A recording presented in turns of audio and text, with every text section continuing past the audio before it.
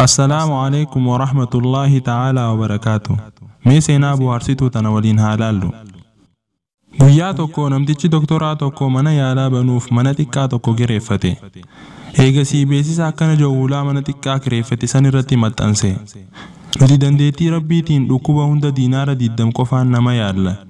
Garuu yoon ifi rabbiin isa hin fayyisin diinaara 40 dachaa waan yeroo duraa kafalee fudhata.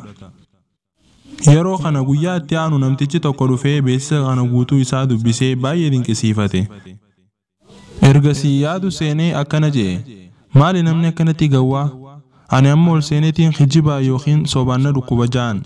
Ergasii diinaara 20 qofa kafalee fi garuu yommuun bahu laffaatii yookiin dadhabbii takka malee dachaa waan hin kafalee diinaara 40 fudhadhee baha ifiin jedhee doktortichatti ol seene. Eega ol seene akkuma jedhe sanitti diinaara 20 kafalee yaa doktora, ani dhukkuba cimaatu na mudate. Dhukkuba kanarraa dhandhama nyaataa addaa baasu dadhabeetiin jira.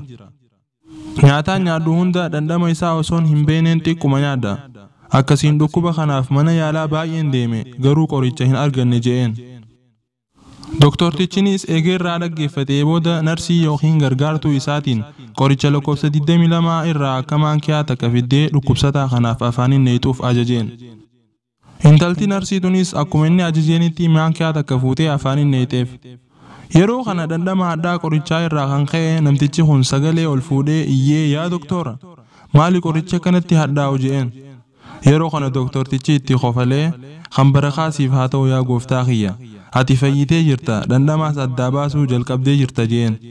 Yeroo kana namtichi malaan deemu kun qoricha isaaf arkame kanarraa haala aarriitti dhaga'amu gara mana isaa deeme. Torbaan lama booda ammas deebi'ee diinaara 20 kafalee yaa doktora ani ergaan si biraa deeme jalqabee waa takka yaadachuu hin dandeenye ani sammuun tiyya hin dalee duumee na yaali jedheen. Yeroo kana doktortichi akka namtichi kun isatti mala dha'u jiru galtee fi itti yaadu seene.